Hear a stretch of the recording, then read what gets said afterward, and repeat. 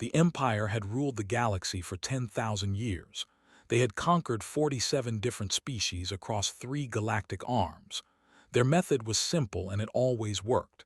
They would arrive with a massive fleet, send one message demanding surrender and wait. Every species gave up. Every single one. They had never lost a war because no one ever fought them. Admiral stood on the bridge of the United Earth Navy ship called the Defiance.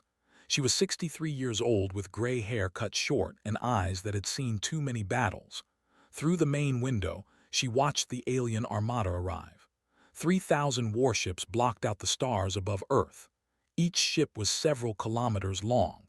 Their hulls were black and smooth, covered with weapons that humanity could not understand. The bridge was quiet. 20 officers sat at their stations, watching their screens with pale faces. Lieutenant kept checking the sensor readings, hoping they were wrong. They were not wrong. Ensign gripped his chair so hard his fingers turned white. Captain stood beside Admiral, his jaw tight. Then the message came. It broadcast on every frequency, in every human language, all at the same time. The voice was cold and mechanical. Species 48. You have been assessed. Your military capability is negligible. Your technology is primitive. You will surrender all governing authority to the Dominion within 1 planetary rotation. Resistance will result in complete sterilization of your world. This is not a negotiation. The message ended. Silence filled the bridge. Admiral did not move. She had fought in 3 wars during her life. She had buried 2 husbands. She had raised 4 children. She had seen humanity do terrible things and beautiful things. She knew what her species was capable of. Admiral, Captain said quietly, they have 3,000 ships. We have 200. Their weapons are centuries ahead of ours. If we fight, we die. I know, said. The government is asking what we should do. The president wants your recommendation. Looked out at the alien fleet. She thought about her playing in the garden behind her house inn. She thought about the billions of people on Earth looking up at the sky right now, afraid. Open a channel, she said. All frequencies. Admiral started. All frequencies, Captain. I want them to hear this. I want everyone to hear this. The communications officer, a young woman named, pressed the buttons on her console. Her hands were shaking, but her voice was steady. Channel open, Admiral. Straightened her uniform. She stood tall. When she spoke, her voice was calm and clear. To the Dominion, I am Admiral Park of the United Earth Navy. I speak for humanity. She paused for one breath. We do not surrender. We have never surrendered, and we never will. You want our world. Come and take it. She made a cutting motion with her hand, closed the channel. The bridge was completely silent. Every officer stared at their admiral. Some looked terrified, some looked proud. Lieutenant wiped tears from her eyes. Admiral whispered, You just told them to attack us. No, said, I told them who we are. The response from them came 30 seconds later. A single beam of energy shot from their flagship. It moved faster than the eye could follow. The orbital station called Harmony, floating peacefully above South America, exploded in a ball of fire. 4,000 civilians died in less than a second. Scientists, engineers, families, children, all gone. Admiral watched the debris spread across the darkness of space. Her face did not change. Inside, something cold and hard settled in her chest. Get me Fleet Command, she said. Connected the call. General appeared on the screen. He was an older man with a face, sitting in the underground bunker beneath Seoul. Admiral, he said, we saw what happened. We saw what you said. And the general was quiet for a moment. Then he smiled. It was not a happy smile. It was the smile of a man who had made peace with death. The president has authorized full military response, he said. All nations have agreed. There will be no surrender, not now, not ever. Understood. Admiral, the general leaned forward. Make them bleed. The connection ended. Turned to face her crew. They were young, most of them, was 26, was 24, had just turned 22. They had joined the Navy to explore space, to see new worlds. They had not joined to die. But none of them looked away. None of them asked to leave. "All hands," said, her voice broadcasting to every part of the ship, "this is your admiral speaking. You all heard the message. You all saw what they did to Harmony. They think we will give up. They think we are weak. They think we will kneel." She paused. "They are wrong." She walked slowly across the bridge, looking at each officer in turn. "I will not lie to you. Many of us will die today, maybe all of us. Our ships are smaller, our weapons are weaker. We do not have a chance of winning this battle." She stopped at the main window, staring out at the enemy fleet. "But we are not fighting to win today. We are fighting so that tomorrow someone else can keep fighting. We are fighting so that humanity survives. We are fighting because that is what humans do." She turned back to her crew. "We fight, we struggle. We refuse to give up even when everything is against us. That is who we are. That is what makes us human." Her voice grew harder. "So today, we show these aliens what it means to fight a species that does not know how to surrender. Today, we make them understand that Earth is not a prize to be taken. It is a fortress to be defended." She returned to her command chair and sat down. "All ships," she said calmly, "weapons free. Target their lead vessels, make every shot count."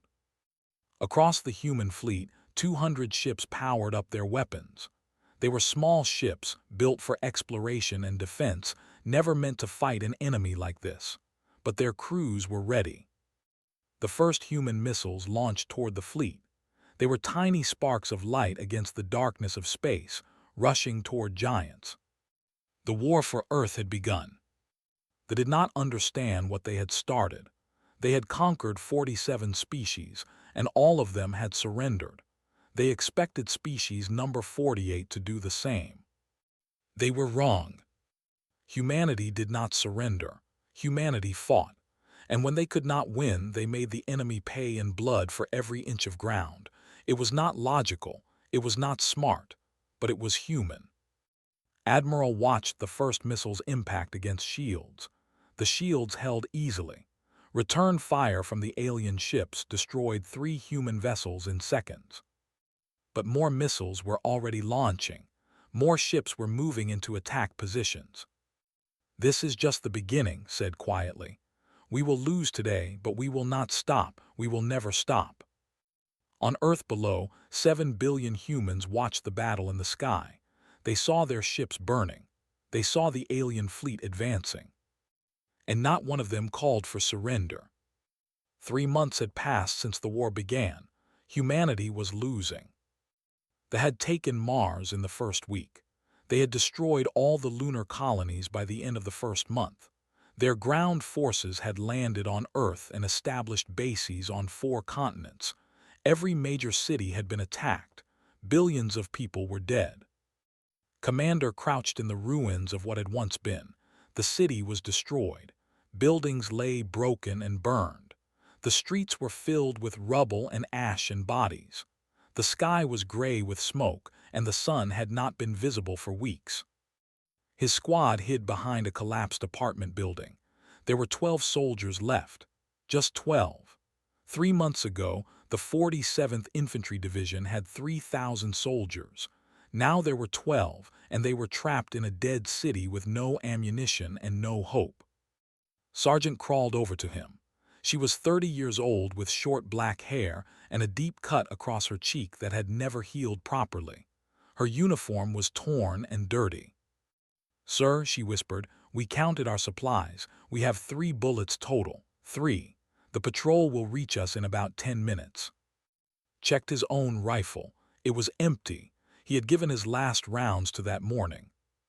"What about food?" he asked. "Half a ration bar. We finished the water yesterday." Closed his eyes. He thought about his wife, who had died in Seoul during the first attack. He thought about his daughter, who was only 6 years old when a bomb took her life. He had nothing left to live for, but he still had soldiers to lead. "Then we make our last 10 minutes count," he said. Private moved closer. She was 19 years old, the youngest in the squad. Her hands were burned from handling hot weapons, and her eyes were too old for her young face. She had seen things no teenager should see. In her arms, she carried a homemade explosive. It was a simple bomb made from fertilizer and fuel, the same kind their ancestors had made in wars long ago. It was not powerful enough to destroy a walker, but it might damage one. Commander said quietly, I can get close to their walker. If I reach the legs, I can blow the joints. It might fall. That is a suicide mission, said. You would have to run across open ground. They would shoot you before you got halfway there. I know, smiled. It was a strange smile, peaceful almost. They killed my parents in Seoul. They killed my brother in. They killed my grandmother in. Everyone I ever loved is dead. She held up the bomb. I am already dead, Commander. Let me die for something that matters. Looked at her, he wanted to say no. He wanted to protect her, but he knew she was right. They were all dead anyway. The only choice left was how to die. The walker has a weak point where the leg connects to the body, he said. If you can get the bomb there, it will fall. I can do it. I know you can. He put his hand on her shoulder. Your family would be proud of you. Nodded, she did not cry. She had no tears left. Gathered the squad together. 11 soldiers and himself. 11 people against an enemy army. Here is the plan, he said. We create a distraction, draw their fire, uses the chaos to reach the walker. When it falls, we grab whatever weapons we can from the dead and keep fighting. And if we cannot get weapons, Sergeant asked, then we use our hands. No one argued, no one complained, no one suggested surrender. They waited in silence until the patrol arrived. There were 32 alien soldiers and 1 walker. The walker was a massive machine, standing 10 meters tall with 4 legs and heavy weapons mounted on its body. Against such a force, 12 humans with 3 bullets had no chance. But they attacked anyway.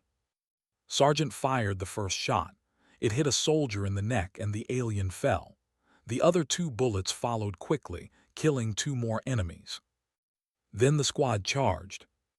They ran screaming across the rubble, throwing rocks and broken pieces of metal. They were surprised. No species had ever charged them like this. No species had ever been so stupid. The aliens opened fire. Private died first, a beam of energy cutting through his chest. Then Private fell, then Private. But the distraction worked. Ran, she was small and fast, moving through the shadows while they focused on the main attack. She reached the walker. She climbed up its leg, her burned hands gripping the metal. A soldier saw her and raised his weapon. Sergeant threw herself at the alien. She had no weapon, but she did not care. She hit the soldier with her body, knocking his aim off. His shot missed, died a moment later, but she died smiling. Reached the joint where the leg connected to the walker's body. She pressed the bomb against it and activated the timer. For my family, she whispered. The explosion tore through the joint. The walker shuddered, stumbled, and began to fall. Was killed instantly, but she had done what she promised. The walker crashed to the ground, crushing 3 soldiers beneath it. Commander grabbed a weapon from a dead alien and kept fighting. The remaining soldiers did the same. They were outnumbered and surrounded, but they did not stop. When the battle ended, all 12 human soldiers were dead, but they had killed 32 and destroyed a walker. More importantly, before he died, had transmitted the walker's shield frequency to the military command center. He had noticed the frequency when the bomb damaged the machine's systems. 3 weeks later, human scientists used that frequency to develop a weapon that could penetrate shields. 6 weeks after that, a human strike force used the weapon to destroy the main base in the Pacific Ocean. 50,000 alien soldiers died in one night. And his squad never knew. They died in the ruins of believing they had failed, but their sacrifice had given humanity a chance. Across the world, similar stories repeated every day. Humans fought with whatever they had.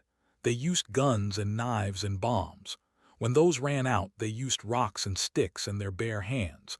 They fought in cities and mountains and forests. They fought in bunkers and tunnels and caves. They died by the millions. But they never surrendered. The High Command began receiving reports that confused them. Their soldiers were dying at rates they had never seen before. Their equipment was being damaged by attacks that should have been impossible. Species 48 was not behaving like a conquered people. Something was wrong. 3 months into the invasion, they had expected to be finishing the occupation. Instead, they were still fighting for every street, every building, every inch of ground. Humanity was bleeding. Humanity was dying, but humanity was not breaking. And slowly, impossibly, the advance began to slow down. Then it began to stop. Then, in some places, it began to reverse. The humans were learning, they were adapting, they were getting better at killing. They had made a terrible mistake. They had expected an easy conquest. They had found something else entirely. They had found a species that would rather die than kneel. High Commander had conquered 12 worlds during his career. He was considered the greatest military leader in the Empire. His strategies were studied in war academies. His victories were celebrated across the galaxy. He had never failed. Until now. He stood in the command center of his flagship, the Eternal Dominion, staring at a holographic display of Earth. The planet turned slowly in the projection, blue and green and beautiful. Red marks covered the surface, showing areas of active combat. There were too many red marks, far too many. His tactical advisor, a thin creature named, waited nervously beside him. Had served for 30 years. He had never seen his commander so frustrated. "Explain this to me," demanded. "We have orbital superiority. We have technological supremacy. We outnumber their remaining forces 10 to 1. Why are we still fighting?" Shifted his weight from one leg to another. He did not want to give this report.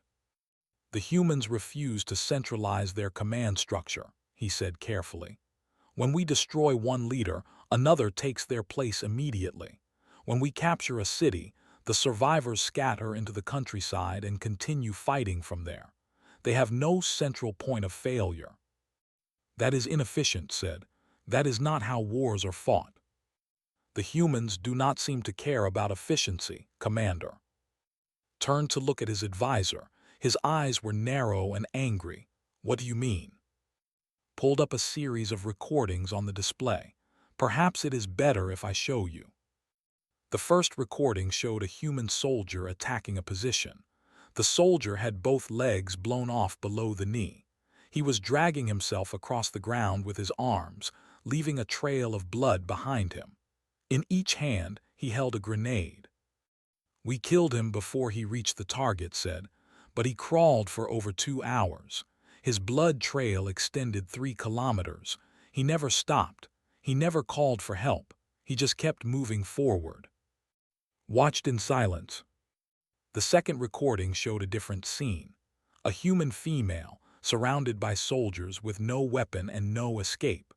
Instead of surrendering, she pulled out a small device from her pocket and pressed a button. She had turned herself into a bomb.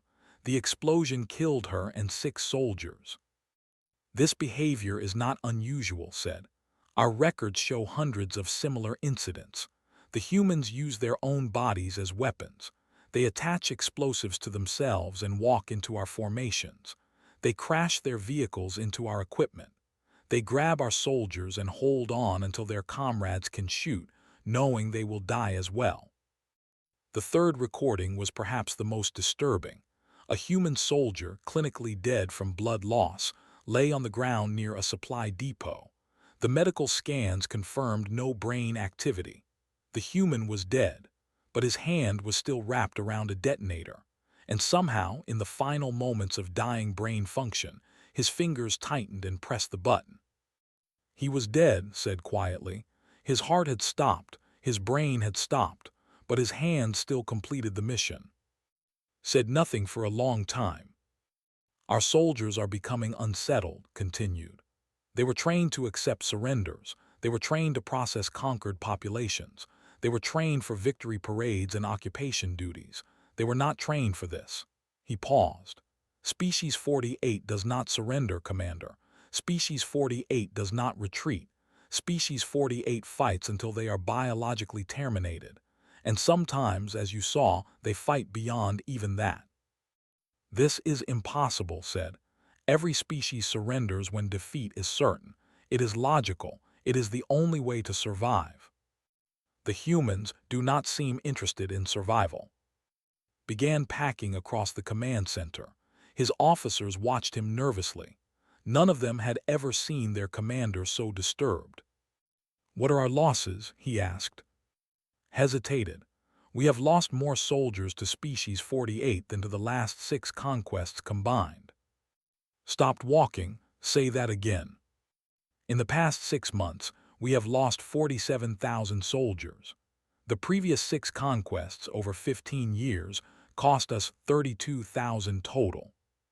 We have been fighting these primitives for 6 months. They have no shields. Their weapons are barely effective against our armor. Their ships are toys compared to ours. How is this possible? Brought up another display. This one showed statistics, charts, and projections. The humans adapt faster than any species we have encountered.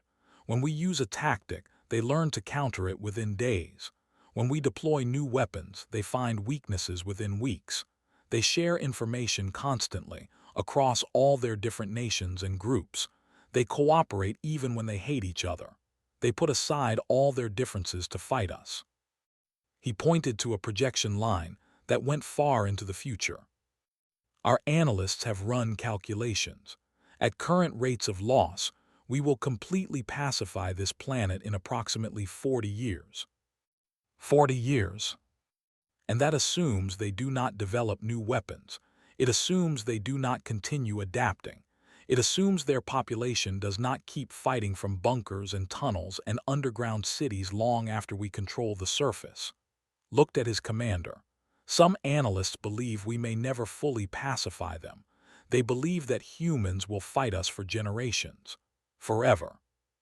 Sat down heavily in his command chair. He had conquered 12 worlds. He had never spent more than 3 months on any of them. The populations always surrendered once they understood they could not win. But these humans were different. Show me one of them, said. Show me a human up close. Brought up a recording of a captured human. It was a male, young, with dark hair and defiant eyes. He was held in a cell on one of the ships. The recording showed an interrogation session. The interrogator asked questions. The human said nothing. The interrogator applied pain. The human screamed but still said nothing. The interrogator offered comfort, food, medical treatment. The human spat at him. Finally, the interrogator asked, "Why do you keep fighting? You cannot win. Your species will be destroyed. Why not surrender and live?" The human looked at the camera. His face was bloody and broken, but his eyes were clear and hard. "Because we are human," he said. "We do not kneel. We do not bow. We do not surrender. You can kill us. You can burn our cities. You can destroy our world, but you will never break us. And every one of you that we take with us is worth it." Watch the recording end. "What happened to this prisoner?" he asked. "He killed himself 3 days later. He used a sharp piece of metal from his cell wall. He left a message written in his own blood on the floor." "What did it say?" Paused. "It said, 'You will lose.'" Was silent for a long moment. "What do they call themselves?" he finally asked. "Humans, Commander. They call themselves humans." Looked out the window at the blue planet below. Somewhere down there, millions of humans were still fighting, dying, refusing to give up. For the first time in his long career, High Commander felt something he had never felt before. He felt afraid. Deep beneath a mountain in Norway, hidden from all sensors, protected by kilometers of rock and steel, 200 scientists worked in secret. The facility had no name. It did not exist on any map. The people who worked there had said goodbye to their families 18 months ago and had not seen them since. They lived underground, survived on artificial food, and worked 20 hours a day. Their mission was simple: find a way to kill the Doctor was the leader of this project. She was 45 years old, thin from lack of proper food, with dark circles under her eyes from months without proper sleep. Her hands shook constantly from too many stimulant drugs, but her mind was still sharp. She stood in front of a large screen, staring at lines of code and technical diagrams. Behind her, a dozen other scientists waited nervously. "It is ready," she said. The words hung in the air. No one moved. "Are you certain?" General asked. He had come personally to receive this report. The old soldier looked tired. He had been fighting this war from the beginning, watching humanity die slowly, waiting for this moment. "We have tested it on every piece of captured technology we have," said. "It works every time. 100% success rate." She pulled up the main display and began explaining. They built their entire civilization on a quantum entanglement network. Every system they have is connected to this network. Their shields, their weapons, their communications, their life support, their navigation, everything. It is incredibly advanced and incredibly efficient. "And incredibly vulnerable," General said. "Exactly," pointed to a diagram. "They never built any backup systems. They never created any redundancies. Why would they? No species they conquered ever got close enough to threaten their network. No species ever studied their technology closely enough to find this weakness. But we did." Nodded. "It took us 18 months, hundreds of scientists, thousands of failed experiments, but we found it." She brought up a new image showing a small device. "This is Project Phoenix. It is a virus designed specifically for the quantum network. Once uploaded, it will spread through the entire network in less than 10 seconds. "What happens then?" the general asked. "Everything stops. Every ship in the system will go dark simultaneously. Shields will collapse. Weapons will power down. Life support will fail. Navigation systems will lock. They will be completely helpless." The room was silent. The scientists looked at each other, hardly daring to believe it. "How do we upload it?" General asked. This was the difficult part. His face became serious. "The virus requires a direct interface with a system. We cannot transmit it remotely. We cannot hack in from a distance. Someone has to physically connect this device to a ship and maintain the connection for 60 seconds. 60 seconds, the general repeated. "During which time, they will certainly detect the intrusion and try to stop it. Whoever does this mission will need to dock with an enemy ship, interface the device, and protect it for a full minute while surrounded by enemies. That is a suicide mission." "Yes." Silence again. Everyone understood what this meant. Someone would have to die to save humanity. A voice came from the back of the room. "I will do it." Everyone turned. A young man stepped forward. He was Captain Minu, a pilot who had been working as a security officer for the facility. He was 32 years old with a calm face and steady eyes. "I have more combat flight hours than anyone in what remains of our fleet," Minu said. "I have flown against the 23 times and survived. I am the best chance we have of getting close enough." General studied him. "You understand this is certain death?" "I understand," Minu smiled slightly. "I lost my wife in Seoul during the first attack. I lost my parents I lost my brother on Mars. I have been living on borrowed time for 18 months, General. Let me spend that time well." Stepped forward. "You will need a crew. The ship cannot be flown alone." "I know." Minu looked around the room. "I need 6 volunteers, 6 people willing to die so that humanity can live." For a moment no one moved. Then hands began to rise. 1, 2, 5, 10, 20. More than half the room was volunteering. Minu looked at them all with gratitude and sadness. I will choose the 6 best pilots and engineers. We will begin training immediately. General placed his hand on Minyu's shoulder. The entire human race will owe you a debt we can never repay. I do not want repayment, Minyu said. I just want it to burn. 1 week later, a small ship called the Last Light launched from a hidden base in Antarctica. It was the fastest ship humanity had ever built, using every piece of stolen technology the scientists could integrate. Its hull was painted black to avoid detection. Its systems were designed for one purpose: to reach the enemy fleet. The crew was 7 people. Their average age was 24 years old. Captain Minyu sat in the pilot's seat.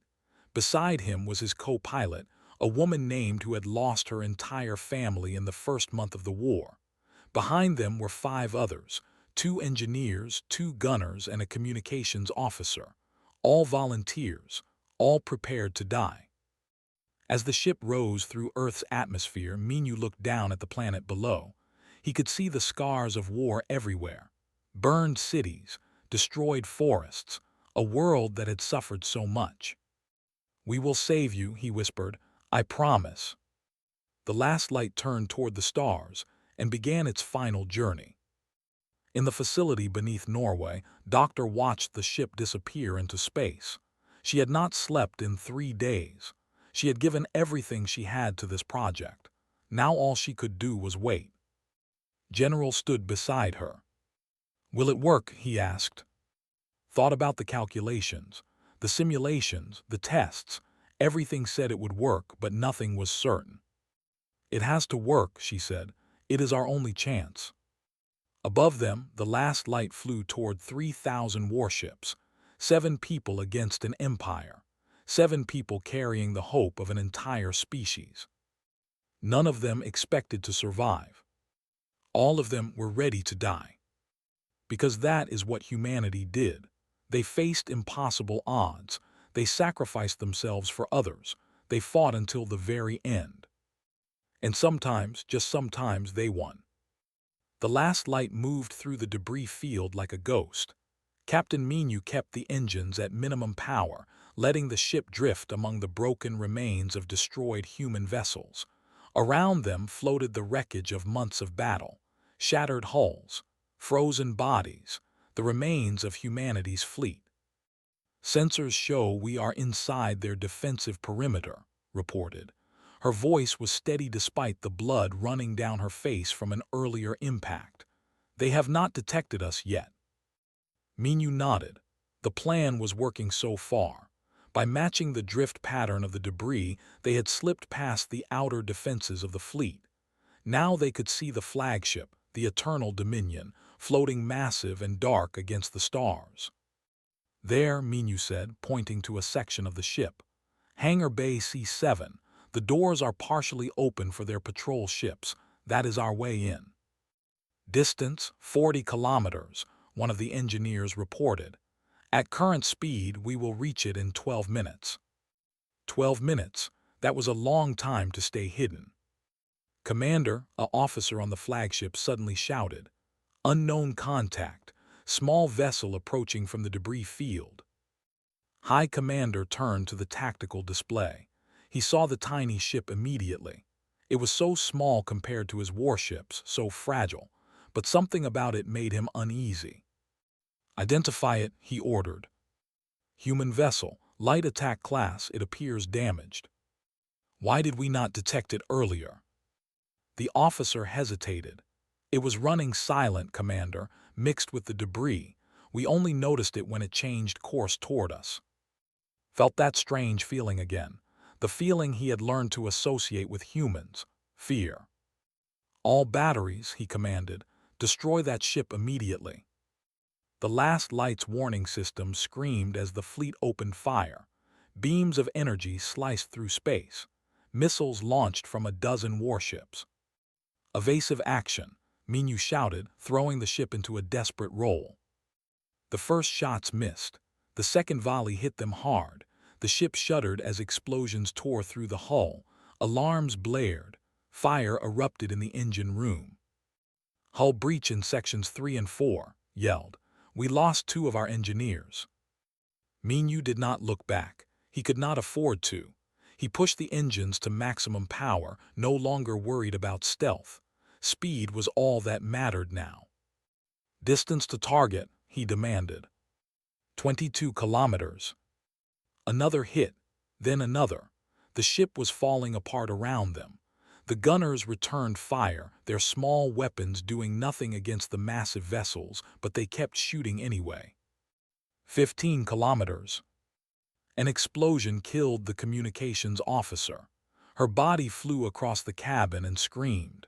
But she kept working, adjusting their course, calculating the approach angle. 10 kilometers. The last light took a direct hit to the front section. The impact threw everyone forward. Minyu felt something break in his chest, but he held onto the controls. 5 kilometers. The hangar bay doors were right in front of them now. Minyu could see soldiers scrambling inside, trying to close the massive doors before the human ship could enter. They were too slow. The last light crashed through the opening at full speed. The impact was devastating. The ship crumpled like paper, its frame collapsing in on itself. Died instantly, her body crushed by falling metal. The remaining crew members were thrown across the hangar, broken and bleeding. Minyu lay in the wreckage, barely conscious. Both his legs were shattered. His ribs were broken. He could not see out of his left eye. Blood filled his mouth. But he was still alive. He looked around, trying to find the interface port. There, 20 meters away, a computer terminal connected to the ship's main systems. He began to crawl. Soldiers poured into the hangar. They saw the destroyed human ship and the bodies scattered around it. They began searching for survivors. Minyu kept crawling. Every movement sent waves of agony through his body. His broken legs dragged uselessly behind him. Blood trailed across the floor. 10 meters. A soldier spotted him and raised a weapon. Minyu did not stop. He did not look up. He just kept moving forward. 5 meters. The soldier fired. The shot hit Minyu in the shoulder. He screamed but did not stop. 2 meters. More soldiers surrounded him now. One of them, an officer, stepped forward and looked down at the broken human with curiosity. "You are dying," the officer said. "Why do you keep fighting?" Minyu reached the terminal. With his one working arm, he pulled the device from his pocket. The virus, Project Phoenix, the hope of all humanity. He plugged it in. "Upload initiating," the device announced in a small, mechanical voice. 60 seconds to completion. The officer understood immediately. He pulled out his blade and drove it through Minyu's chest. Minyu felt the cold metal pierce his heart, but he did not let go of the device. 50 seconds. "Remove that device," the officer screamed at his soldiers. They rushed forward, but Minyu had wrapped his arm around the terminal. Even dying, his grip was like iron. 40 seconds. "What have you done?" the officer demanded. Minyu looked up at him. Blood bubbled from his lips as he smiled. 30 seconds. "I killed you," Minyu whispered. "I killed all of you." 20 seconds.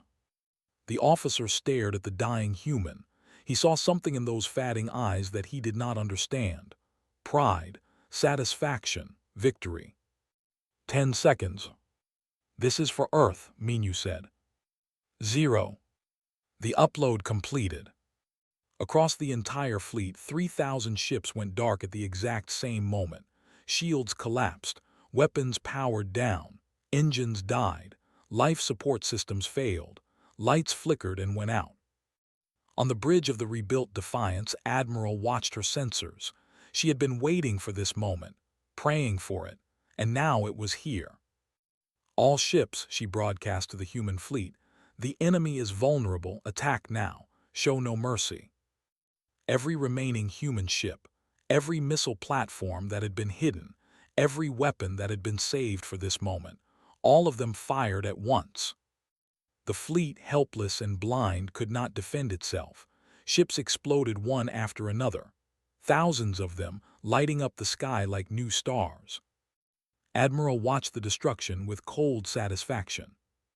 "This is Admiral Park to all forces," she broadcast. "You came to our world expecting surrender, you found something else." She paused. "We are humanity, we do not kneel, we do not break, and we do not forgive." On the surface of Earth, in the ruins of Commander looked up at the sky. He was not dead. Against all odds, he had survived the battle 3 months ago, rescued by a passing patrol. He had continued fighting ever since. Now he watched the fleet burn. Around him, the survivors of his new squad stood in silence. Some of them cried, some of them laughed, some just stared, unable to believe what they were seeing. In Norway, deep beneath the mountain, Doctor collapsed against her console. The screens showed the data, the virus had worked. They were dying. Humanity was saved. She wept. She wept for the billions who had died. She wept for Minu and his crew. She wept for everyone who had sacrificed so much for this moment. Across the world, humans emerged from shelters and bunkers and hiding places. They looked up at a sky full of burning alien ships. They had suffered so much, lost so much, but they had won. The war was over. 20 years later, Admiral stood on the bridge of the UN Minu. The ship was named for the hero who had given everything. Around it flew a fleet of 200 human warships, armed with technology beyond anything humanity had possessed before the war. They had arrived at the... A transmission came from the planet below. For the first time in their history, they were begging. We surrender unconditionally. Please, we ask for mercy. We will do whatever you demand, just please." Listen to the message. He thought about the 4 billion humans who had died. He thought about who smiled before running toward certain death. He thought about Minu, laughing as he bled out in an alien hangar. He opened a channel. "We do not accept surrenders," he said. "We learned that from you." The fleet opened fire. On Earth, in a garden inn, Admiral sat in a chair, watching her great play. She was 93 years old now, retired, peaceful. She heard the news report about the destruction of the... She closed her eyes and smiled.